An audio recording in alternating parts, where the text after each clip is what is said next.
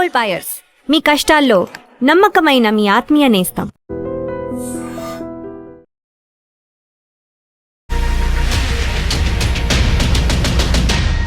Hi, welcome to my show. రాను ముంబైకి రాను అనే పాట తెలుగువారు ఎక్కడున్న వారికి కొత్తగా పరిచయం చేయాల్సిన అవసరం లేదు. అందులో హీరోయిన్గా స్టెప్పులు వేసిన లిఖిత గురించి కూడా పరిచయం చేయాల్సిన అవసరం లేదు. కానీ లిఖిత అంటే రాను ముంబైకి రాను అనే పాట మాత్రమే కాదు, లిఖిత ఈ పాట తర్వాత కూడా ఒక కెరీర్ని ఎంచుకుంది. కెరీర్లో చాలా వరకు ముందుకెళ్ళింది. ఇప్పుడు హీరోయిన్గా టాలీవుడ్లోకి ఎంట్రీ ఇచ్చి సావిత్రి అనే ఒక సినిమాలో హీరోయిన్గా యాక్ట్ చేసింది. సో ఈరోజు లిఖిత మనతో ఉన్నారు. లిఖితతో మాట్లాడి తన సినీ ప్రయాణం ఎలా మొదలుపెట్టింది, ఎలా ముందుకు వెళ్ళబోతుంది, ఇలాంటి విషయాలు తెలుసుకుందాం. లిఖిత నమస్తే. నమస్తే. బాగున్నావా? సూపర్. మీరు? బాగున్నాను. లిఖిత, నువ్వు హీరోయిన్గా ఎంట్రీ ఇచ్చావు. సో సావిత్రి త్వరలో రిలీజ్ కాబోతుంది మూవీ, ఆగస్ట్లో రిలీజ్ అవ్వచ్చు. సో సినిమా విశేషాల్లోకి వెళ్ళే ముందు ఒక చిన్న క్వశ్చన్ అడుగుతాను. ఒక 14-15 ఏళ్ళ చిన్న పాప, అంటే చదువుతున్నారు, బట్ సోషల్ మీడియా ఎలా రోజు రోజుకి పెరుగుతుందో అప్పుడే అంచనా వేశారు. టిక్టాక్ చేశారు, తర్వాత మధ్యలో వేరే యాప్లో ఏదో మళ్ళీ వీడియోస్ చేశారు, తర్వాత ఇన్స్టాగ్రామ్కి వచ్చారు. సో సోషల్ మీడియాని ఇంత గట్టిగా పట్టుకోవాలన్న ఆలోచన 14 ఏళ్ళ వయసులో ఎలా వచ్చింది మీకు? అంటే నేననే కాదు, అంటే నేను స్టార్ట్ చేయడం టిక్టాక్తో స్టార్ట్ చేశాను కరెక్టే, బట్ నేను ఇక్కడే టిక్టాక్లోనే ఆగిపోకూడదు. అది బ్యాన్ అయిన తర్వాత నాకు ఎందులో పోస్ట్ చేయాలో కూడా తెలియలేదు. అలాంటి టైంలో మా మాస్టర్, లైక్ డ్యాన్స్ నేర్పించే మాస్టర్ సాయికృష్ణ మాస్టర్ అని, ఆయన ద్వారా నేను ఇన్స్టాగ్రామ్ యూట్యూబ్లో ఎలా ముందుకెళ్ళాలి అని చెప్పి అప్పటి నుంచి ఆయన ద్వారా తెలుసుకొని ఆయన సపోర్ట్తో నేను స్టార్ట్ చేశాను డ్యాన్స్ రీల్స్ కానీ, యాక్టింగ్ రీల్స్ కానీ. అలా నేను సోషల్ మీడియా ద్వారా ముందుకు వచ్చాను. ఈరోజు హీరోయిన్ అయ్యావు. అయితే ఇంత ప్రయాణం చేసింది, 5 ఏళ్ళ ప్రయాణం చేసింది ఈ హీరోయిన్ కోసమేనా, లేదా ఆల్ ఆఫ్ సడన్గా ఈ టర్న్ తీసుకున్నావా? లేదు, హీరోయిన్ కోసం అని చెప్పను, కానీ ఒక గుడ్ ఆర్టిస్ట్గా, అంటే మూవీస్లో హీరోయిన్దే మంచి క్యారెక్టర్ అంటే అంటే ఈ మూవీ ఇండస్ట్రీలో అది నిజం కాదు. ప్రతి ఒక్క క్యారెక్టర్కి ఒక వాల్యూ ఉంటుంది. అలా ఒక గుడ్ క్యారెక్టర్ చేయాలని అనుకుంటున్నాను మూవీస్లో.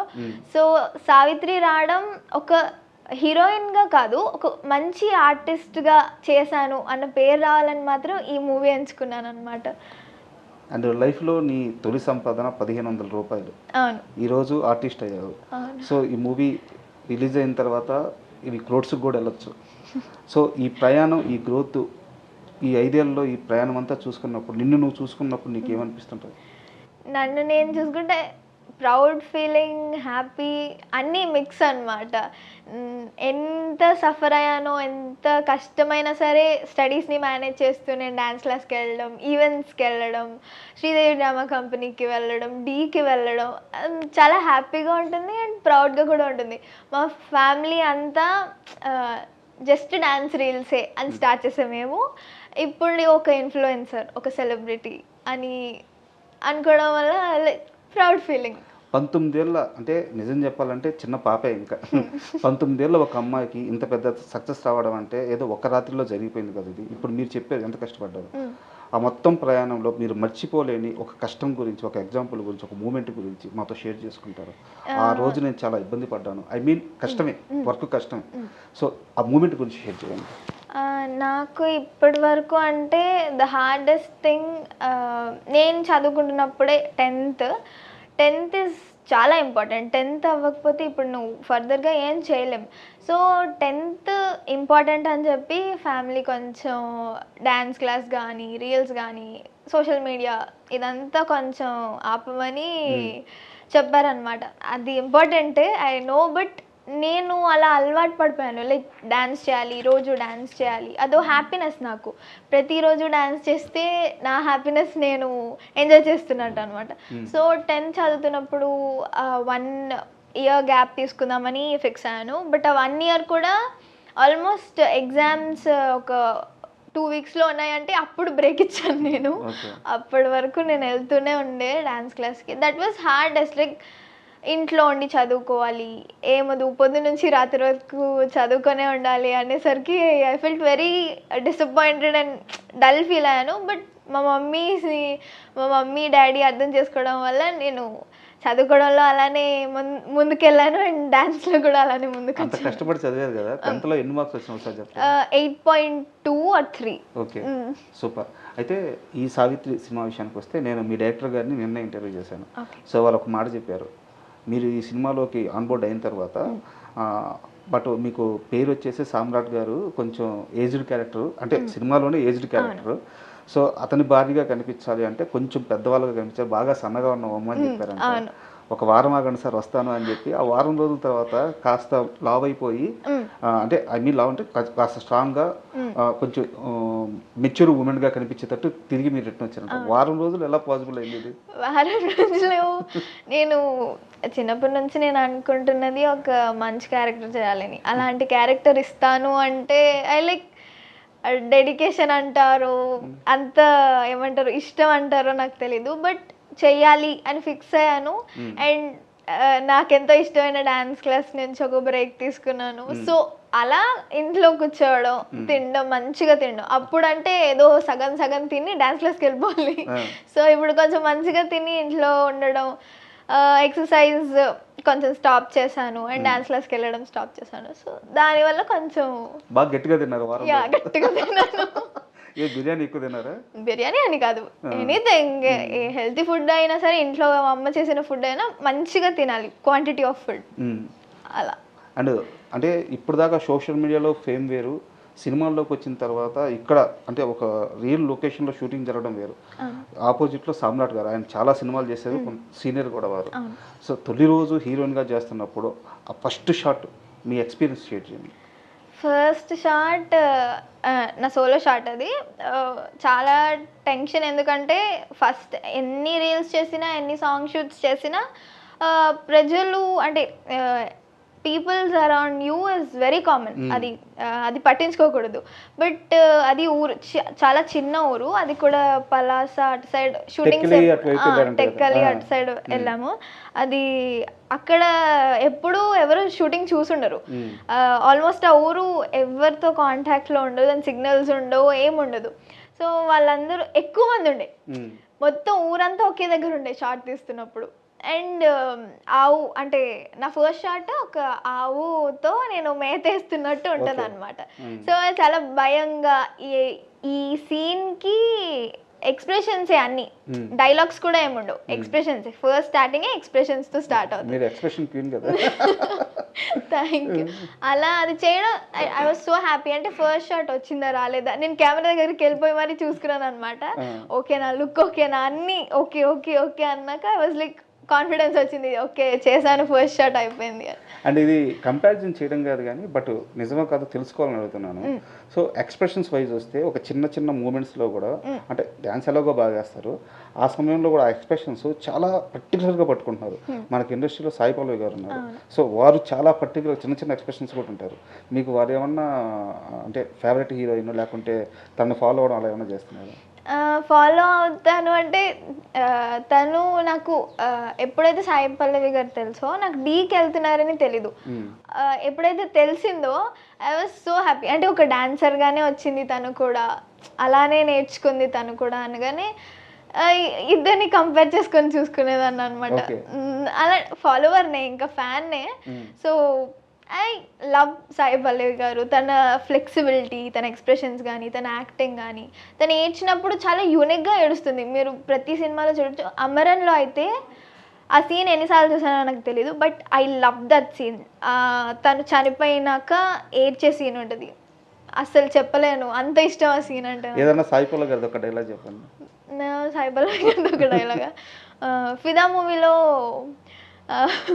అరే బాట్కో బలిచిందారా బొక్కలు ఇరగొడతా అంటది, ఆ సీన్ చాలా బాగుంటుంది. అయితే ఇప్పుడు దాకా సరదాగా మాట్లాడుకున్నాం, నా దగ్గర ఒక సీరియస్ క్వశ్చన్ ఉంది, అది అయిన తర్వాత మళ్ళీ సావిత్రి సంబంధించిన ప్రశ్న మాట్లాడుకున్నాం. ఈ రాను ముంబైకి రాను పాట సూపర్ హిట్ అయింది, 86 కోట్ల వ్యూస్ వచ్చున్నాయి దానికి. అయితే ఈ మొత్తం ప్రయాణంలో పాట ఇంత పెద్ద హిట్ అయిన తర్వాత రాము రాథోడ్ నుంచి లిఖితాకి కొంచెం ఎక్స్ట్రా అమౌంట్ వచ్చుంటే బాగుండేది అని చెప్పి మీ సన్నిహితులే చాలామంది మీకే చెప్పారు, బట్ అటువైపు నుంచి అది జరగలేదు. దానివల్ల లిఖిత చాలా డిసప్పాయింట్ అయింది, లిఖితకు సంబంధించిన మనుషులు కూడా డిసప్పాయింట్ అయ్యారు. నిజమేనా ఇది?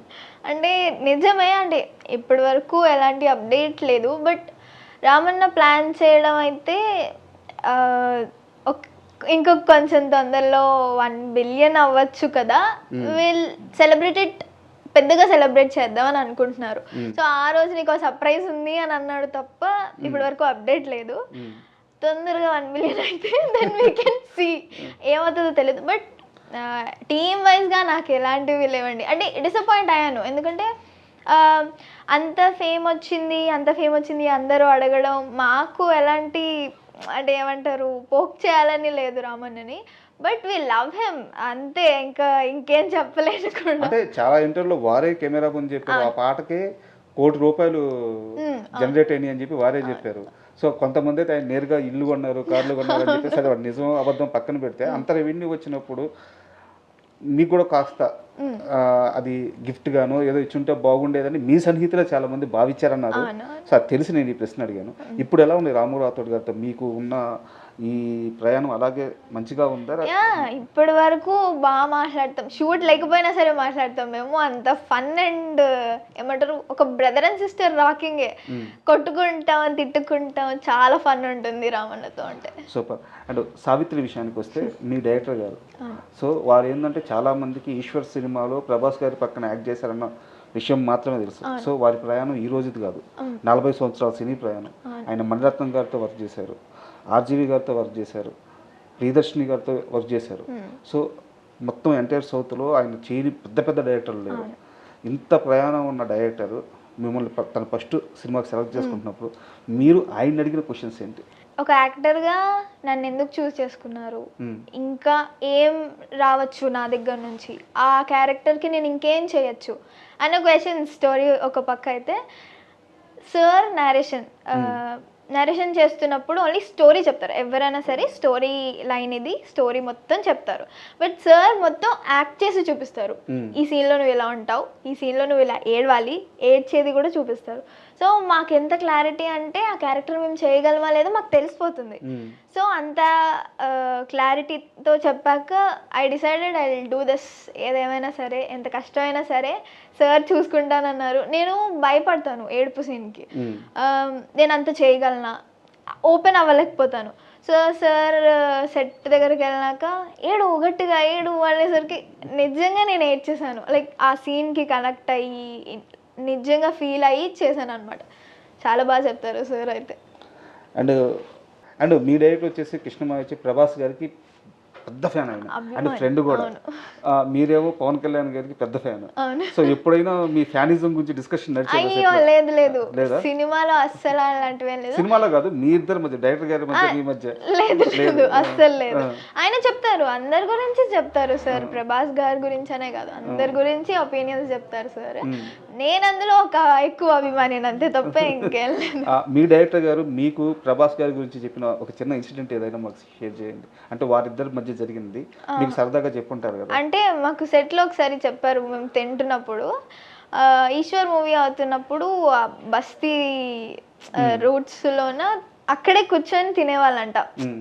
అక్కడ సెట్లోనే సార్ ప్రభాస్ గారు కూడా అప్పుడు ఇంకా అప్పుడే కదా ఎంట్రీ, సో అప్పుడు వీళ్ళతోనే కూర్చొని తినడం, అంతా ఆ ప్లేస్లో కూడా కూర్చొని తినడం, అదంతా చెప్తున్నప్పుడు ఎంత డెడికేషన్, ఎంత నేర్చుకోవాలనిపిస్తుంది అవన్నీ చెప్తున్నప్పుడు. అలానే సార్ చెప్తుండడు, మేము నేర్చుకుంటుండడు.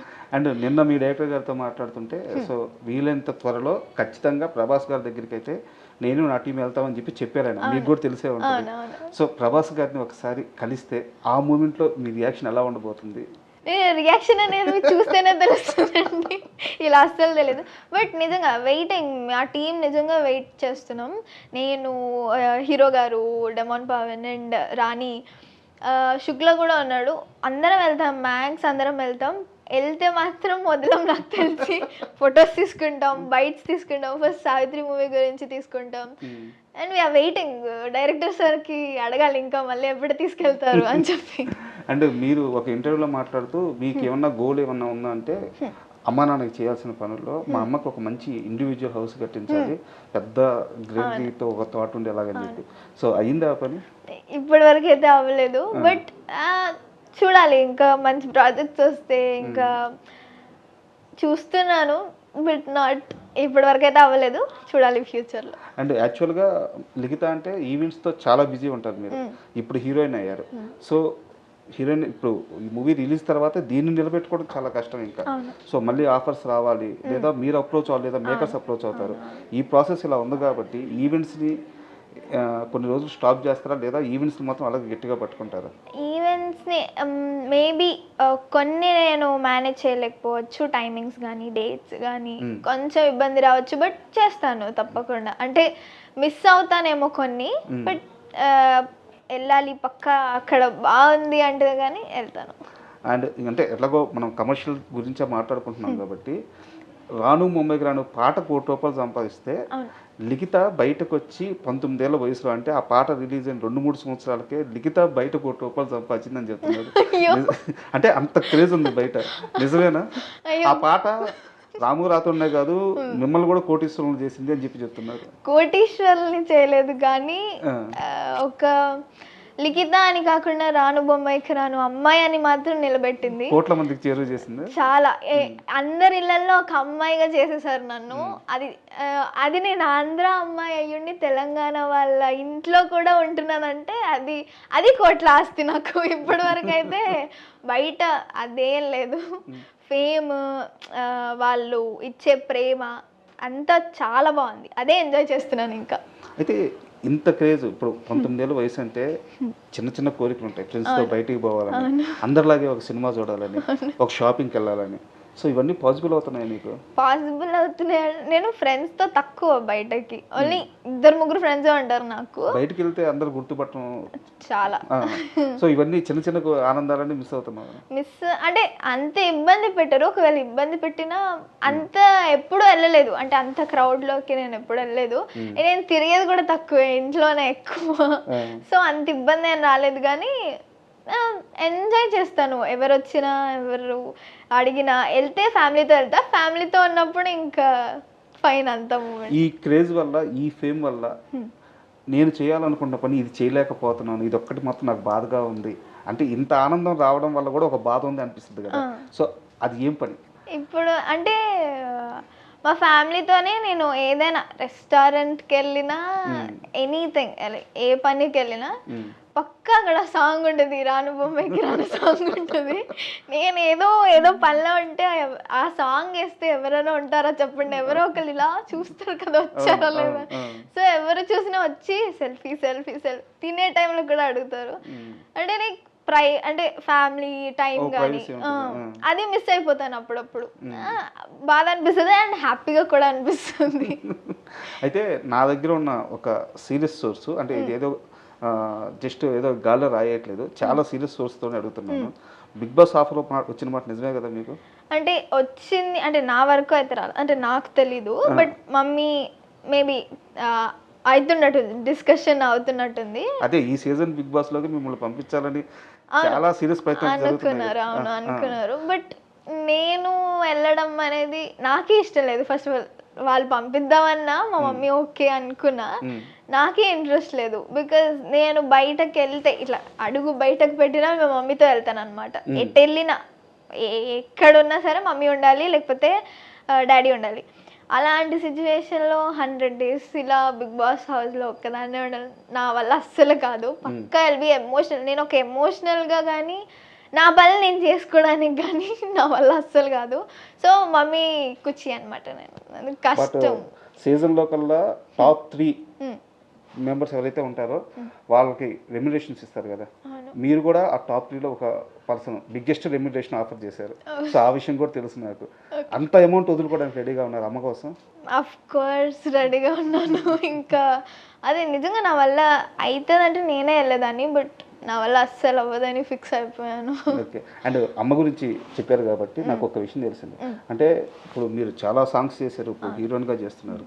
మీ కాస్ట్యూమ్స్ కానీ, మీకు సంబంధించిన చిన్న చిన్న జ్యువెలరీస్ కానీ, కాస్ట్యూమ్ అన్ని, బట్టల నుంచి కానీ, హెయిర్ స్టైల్ కేవలం మీకోసమే మీ అమ్మగారు ఈ వర్క్ అంతా నేర్చుకున్నారంట నిజమేనా? అంటే ఈ వర్క్ అంతా చిన్నప్పటి నుంచి చేసిందే అనమాట. ఎందుకంటే నేను షూట్స్కి వెళ్ళడం, చిన్న రీల్స్కి అయినా సరే మా మమ్మీ నన్ను చాలా బాగా రెడీ చేస్తుంది. స్కూల్లో ఎంత చిన్న ఈవెంట్ అయినా సరే నన్ను బాగా రెడీ చేస్తుంది. సో చిన్నప్పటి నుంచే hair, dressing, makeup is common. Like నేను చేసుకుంటాను కొంచెం కొంచెం మేకప్, లైట్ టచ్అప్స్, ఇంకా డ్రెస్ ఏమంటారు హెయిర్ స్టైల్ మొత్తం మమ్మీనే చూసుకుంటుంది. ఇయర్ రింగ్స్ జ్యువెలరీ అన్నీ కూడా మమ్మీనే, ఏవి తీయాలన్నా ఏది చేయాలన్నా మమ్మీనే. సో అమ్మ అన్నీ చూసుకుంటుంది. షూట్కి వెళ్ళినా ఎక్కడికి వెళ్ళినా అమ్మనే. సూపర్. అండ్ మీ ఫాదర్ వచ్చేసి ఎక్కడ శ్రీరామ్ చిట్స్లో మేనేజరా? అవును. సో అంటే చాలా మిడిల్ క్లాస్ ఫ్యామిలీ అంతే కదా. బట్ ఒక్కసారిగా అంటే నేను మరీ కమర్షియల్గా మాట్లాడట్లేదు, కానీ ఇంత చిన్న వయసులో మీ వైపు నుంచి కూడా కాస్త సంపాదన ఇంటికి యాడ్ అవ్వగానే నాన్నకు ఒక రిలీఫ్ వచ్చి ఉంటుంది కదా ఖచ్చితంగా. అది ఎప్పుడైనా మీతో షేర్ చేసుకున్నారు, చిన్న నీ వల్ల నేను ఇంత హ్యాపీగా ఉన్నాను అంటే? డాడీ ఎక్కువ మాట్లాడరు, తక్కువ, చాలా తక్కువ మాట్లాడతారు. మమ్మీ మాట్లాడినప్పుడు విన్నాను తప్ప నేను ఎప్పుడు డాడీ నుంచి ఎక్స్పెక్ట్ చేయలేదు అనమాట. I was so happy. అంటే హెల్ప్ అవుతుంది. ఇప్పుడు కార్ తీసుకున్నాం, నా ఫైనాన్షియల్గా కొంచెం ఓకే నేను సంపాదిస్తున్నాను అన్న టైంలో కార్ తీసుకున్నాం, బ్రీజా.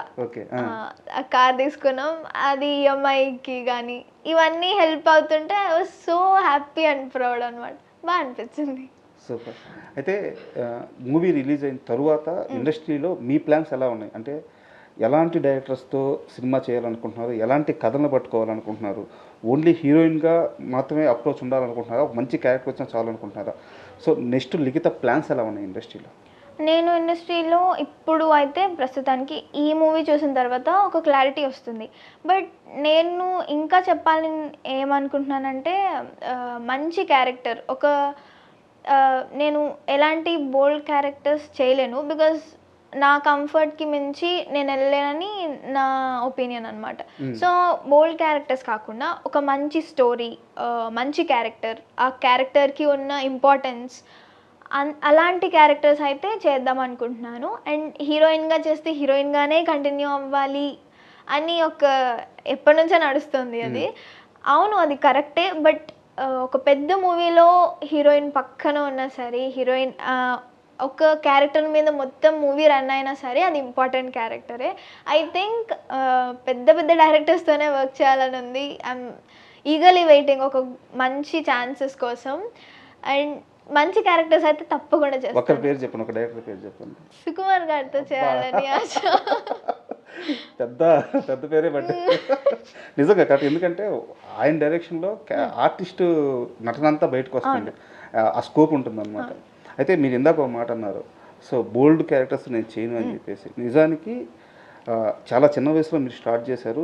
ఈ రోజు కూడా ఎక్కడా కూడా మీరు హద్దులు దాటి పరిమితులు దాటి ఇంత చిన్న వీడియో చేసింది కూడా లేదు. బట్ చాలా బోల్డ్ అయిపోయింది Instagram. But me journey other side జరిగింది, ఎక్కడ కూడా ఇంత చిన్న ప్రాబ్లం కూడా లేకుండా, ఇంత రిమార్క్ కూడా రాకుండా.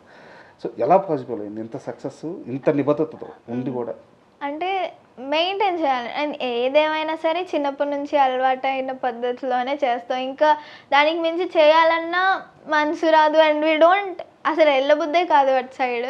నేనైతే చిన్నప్పటి నుంచి అంతే. నాకు అంటే ఇలా నా గురించి గొప్ప చెప్తున్నానని కాదు, అంటే అది తప్పని కాదు, అంటే నాకు అలవాటు లేనిది నేను మళ్ళీ ట్రై చేసి ఇబ్బంది పడడం, ఇబ్బందిగా చెయ్యడం నాకు అస్సలు ఇష్టం లేదు. ఏదన్నా కంఫర్ట్గా ఉండాలి, కంఫర్ట్ జోన్లో ఉండాలి. సో అలానే మెయింటైన్ చేశాను తప్ప ఇంకేం లేదు. ఎంత కంఫర్ట్ చూసుకుంటున్నానో అంతే ఇంపార్టెంట్ అని నమ్ముతున్నాను. సో మీరు అది నమ్మారు, దాని మీదే ఉంటారు. So okay. And Savitri content మీరు చూసుకొని ఉంటారు. సో ఎంత నమ్మకంగా ఉన్నారు ఈ సినిమా మీద? అండ్ ఈ సినిమా మీకేమి ఇవ్వబోతుంది? ఈ సినిమా పక్కా హిట్ అవ్వాలని నేను మనస్ఫూర్తిగా కోరుకుంటున్నాను. మా టీం చాలా ఎఫర్ట్స్ పెట్టారు. డైరెక్టర్ నుంచి సెట్ వరకు మొత్తం ఎవరెవరైతే ఉన్నారో మా క్రూ మొత్తం ఎంత హార్డ్ వర్క్ చేశారో మీరు ఆ సినిమాలో చూడొచ్చు. ఆ సినిమా చూస్తే ఎంత హార్డ్ వర్క్ చేసామో మేము మర్చిపోయాము. యాక్చువల్లీ డబ్బింగ్ చెప్తున్నప్పుడు డబ్బింగ్ ఎంత కష్టమో నాకు ఈ మూవీ ద్వారానే తెలిసింది. అంటే డబ్బింగ్ నేను ఎప్పుడూ పెద్ద మూవీకి చెప్పలేదన్నమాట. ఈ మూవీకి చెప్తున్నప్పుడు నేను చాలా నేర్చుకున్నాను అనమాట. అది ఇంకా మీరు ఇంకా సినిమా చూసే తెలుసుకోవాలి మేము ఎంత ఏం చేస్తున్నామో, ఎలా చేస్తున్నామో. వాళ్ళ సపోర్ట్ ఉంటుందని కోరుకుంటున్నాం. అండ్ యాక్చువల్గా ఇండస్ట్రీలో ఏ ఆర్టిస్ట్ కొత్తగా ఎంట్రీ ఇచ్చినా సరే ఆ సినిమా హిట్ అయితే, ఆ ఆర్టిస్ట్ బాగా చేస్తే చిరంజీవి గారు ఖచ్చితంగా వాళ్ళని పిలిచి మాట్లాడతారు. మీ అమ్మగారు జీవితం అంతా వెయిట్ చేస్తున్నారు ఆ మూమెంట్ కోసం. చిరంజీవి గారి పేరు చెప్తేనే వాళ్ళు వెయిట్ చేసిన వీడియో చాలా ఉంది. అవకాశం వస్తే మీరు మీ అమ్మగారిని తీసుకొని చిరంజీవి గారి దగ్గరికి వెళ్ళి కలిస్తే ఆ మూమెంట్ కోసం ఎదురు చూస్తున్నారు? అదే చాలా ఎదురు చూస్తున్నాను, ఎందుకంటే రాను బొమ్మకి రాను ప్రస్తుతం చాలా హిట్లో ఉంది. అండ్ రామన్న కూడా ట్రై చేస్తున్నాడు, లైక్ చిరంజీవి గారి దగ్గర వెళ్ళిందా లేదా వీడియో కానీ మేము వెళ్ళి కలిసే ఛాన్స్ ఉందా అని. ఆ టాపిక్ వచ్చినప్పుడే మా మమ్మీ చాలా ఎమోషనల్ అయిపోయింది. అండ్ ఈ మూవీ గురించి చెప్పాలంటే ఇది పక్కా హిట్ అవుతే కనుక, ఆయన పిలిస్తే కనుక మా డ్రీమ్స్ ఫుల్ఫిల్ అయిపోయినట్టే. లైక్ ఇంకా చాలు అని అనిపిస్తుంది మా మమ్మీకి. అంత మా మమ్మీకి మాత్రమే కాదు, మా డాడీ కూడా పెద్ద ఫ్యాన్ చిరంజీవి గారికి. ఈగర్లీ వెయిటింగ్ అండి రిజల్ట్ కోసం అయితే. లిఖిత, ఆల్ ద బెస్ట్ అమ్మా. ఎందుకంటే తెలుగు సినిమాల్లో తెలుగు వారికి ఛాన్సులు రావని ఒక ముద్ర ఉంది. దానికి కారణాలు ఏవైనా అవ్వచ్చు, బట్ నువ్వు ఒక హోప్గా కనిపిస్తున్నావు. సో చాలా క్లారిటీగా ఉన్నావు అండ్ చాలా నిజాయితీగా ఉన్నావు. నేను దయచేసి ఇదే కమిట్మెంట్ని ఇదే నిజాయితీతో ముందుకెళ్ళు. మేబీ ఫ్యూచరు మాకు మీరు ఇంకో సౌందర్య అవ్వచ్చు. సో బట్ ఇంతే సిన్సియర్గా ఉండు, ఇంతే నిజాయితీగా ఉండు. ఆల్ ద బెస్ట్ అమ్మా. Thank you so much.